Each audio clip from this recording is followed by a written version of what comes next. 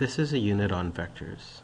Vectors are quantities that can give us more information about whatever we're looking at. It's used on a variety of units, can be used for things that move, for forces, and so on.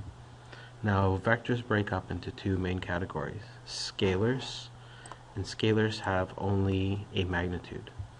And then we have the actual vector, which has a magnitude and direction. So before we go further, the one thing you have to have straight with vectors is the angles and headings. And so what we'll use a lot of are headings.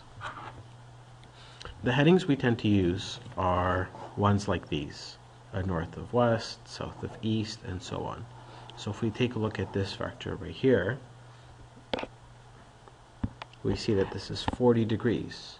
Now the major axes that it's touching, we have north, south, west, east.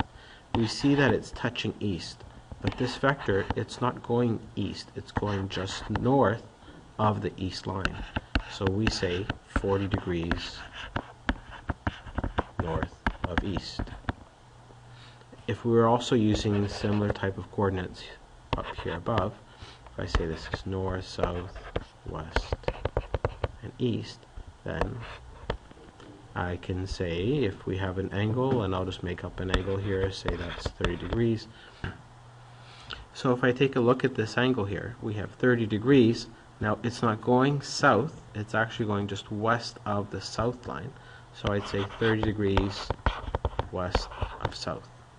Another way to look at this vector is using this angle here. If this is 30 degrees and this is a right angle of 90 degrees, that would make this 60 degrees.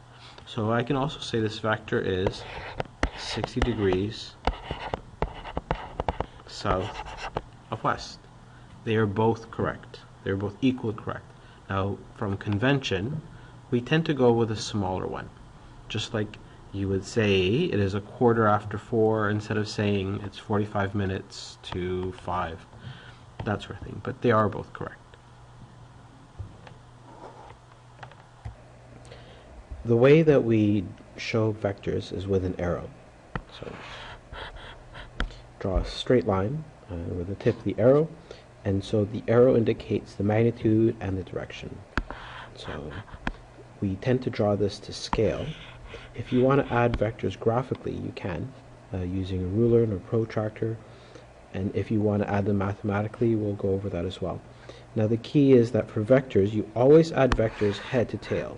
So you draw one vector, and then another vector, and then we draw in the resultant vector. And I'm going to use a different color pen just so you can see this better.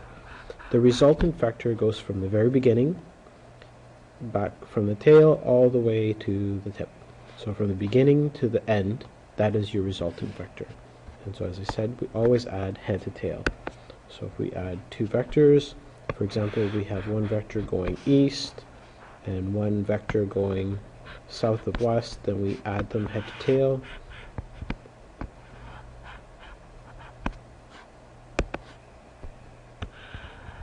And that is our resultant vector.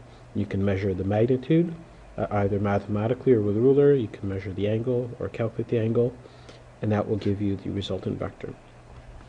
Now vectors will have components. So if we take a look here,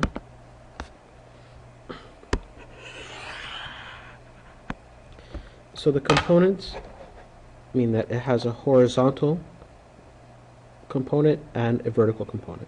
So we take a look at this vector here, and this vector, if I place it here, it has only a vertical component. There is no horizontal component. And if I draw it like this, and here it has only a horizontal component. So this vector is, this is my length, it's 25 units, and the total 25 units, and so on. If we draw it diagonally, we see that there is a horizontal component of the vector and a vertical component. So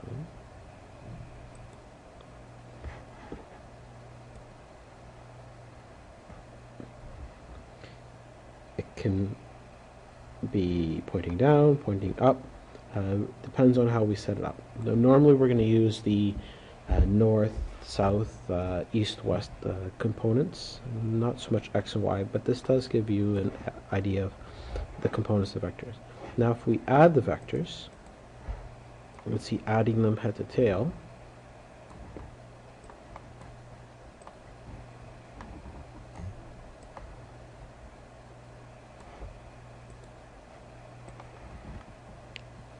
we see that the resultant vector is always from the beginning to the end.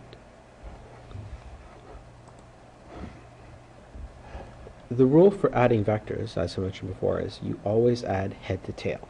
And the resultant is from the very beginning to the very end. There are some properties you also have to keep in mind. Properties such as if two vectors have the same magnitude and the same direction, we say that they're the same. You can add two vectors to now get a new vector. But what's important is you cannot subtract vectors. So I can add a vector head to tail and get a resultant. I cannot subtract vectors. Fortunately, what I can do is I can add the negative of a vector. So if I wanted to have this vector and then subtract this vector, I can't do that. What I can do, if I rearrange this, I can have this vector plus the negative of the south vector, which is actually north. And so if I add them head to tail,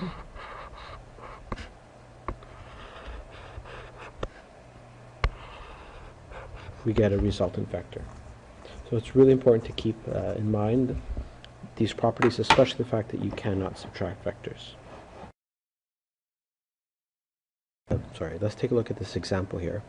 We're going to break this vector into components. So if I want to find the horizontal and the vertical components, this vector is displacement vector. It's 12 meters going 30 degrees, and we'll say 30 degrees north of the east line. So what I'm going to do is draw on these dashed lines, and they help me see the components a little bit better. So this component here, I'm going to say that is my horizontal distance, and that is my vertical distance. Now if I use trig, and this is a right triangle, I can find out this side by calling it the opposite. This side is my adjacent, and this side is my hypotenuse. So if I want to find dy, the vertical distance or the vertical component of the 12 meters, then I want opposite over hypotenuse. Opposite over hypotenuse is equal to sine theta.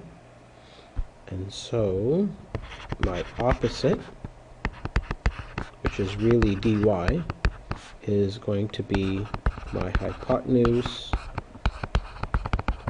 sine theta, which is 12 meters times sine of 30 degrees.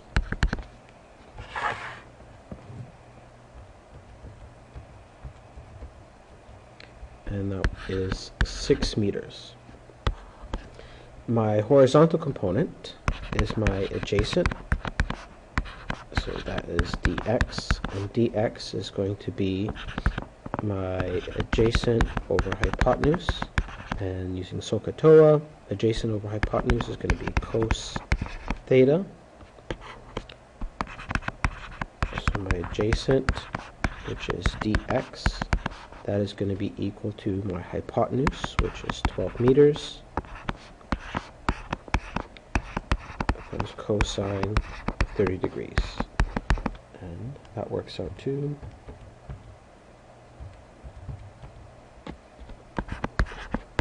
.39 meters. So those are the two components of this vector, a horizontal component and a vertical component. Now if we take a look at one thing, and you wouldn't need to do this, just to prove a point, if I add these vectors head to tail, these two components, they should give me my original vector. So if I take the horizontal of 10.39 plus my vertical component of 6, then they should give me this resultant of 12. And so how do we check? We'll take a look at d, and I'll use Pythagorean theorem. D squared is equal to 6 squared plus 10.39 3, 9, 2, I believe, just to keep more numbers, squared. So D is equal to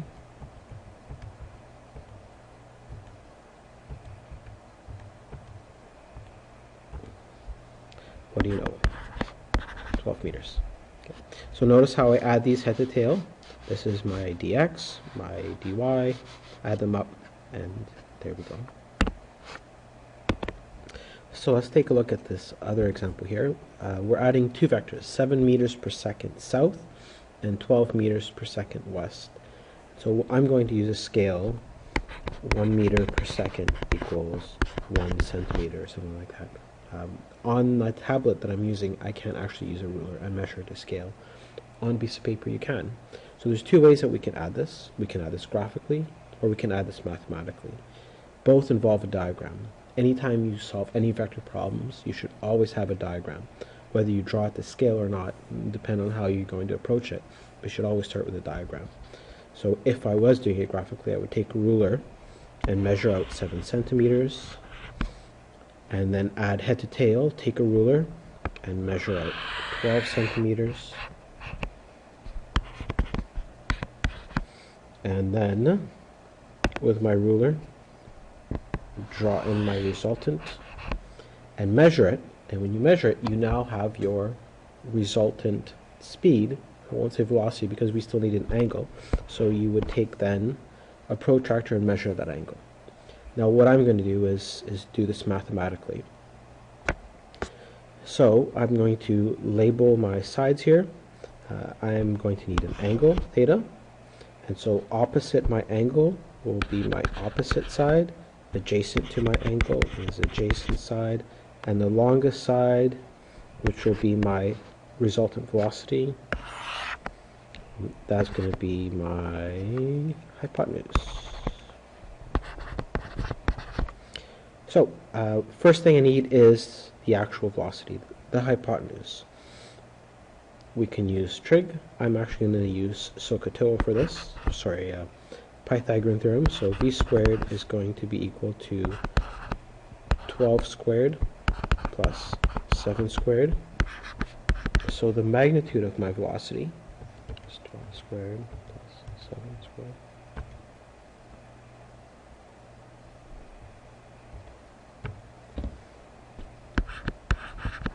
And that is 13.89 meters per second. What I'm missing is the angle. So I have my opposite side and I have my adjacent side, which means this will lead to me using the tan function. And so my angle is going to be the inverse tangent of my opposite, which is 12, over my adjacent, which is 7.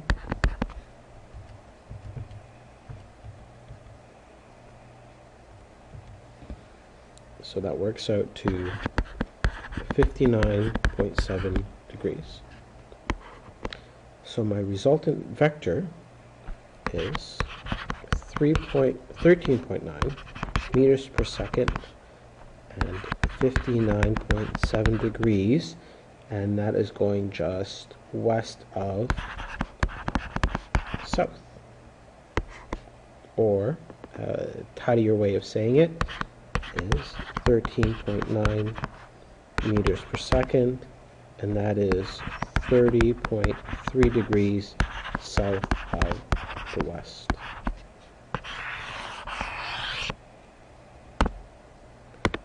So at this point, I'm just going to remind you the difference between scalars and vectors. Scalars have just magnitude. So if you see 75 meters per second, that refers to speed. This is a scalar. If you see 75 meters per second going 20 degrees east of north, that is a vector. For distance, if you see 12 meters, that is a distance. If you see 12 meters going north, that is displacement. Displacement also refers to the net distance from beginning to end, or resultant vector. So it is important to keep in mind what a vector is and what is a scalar, because when we have scalars, you can just deal with it mathematically like you've done up to this point, adding, subtracting, multiplying. If you are adding vectors, however, you always have to keep angles in mind, and you have to add them head to tail the way we've been doing this here.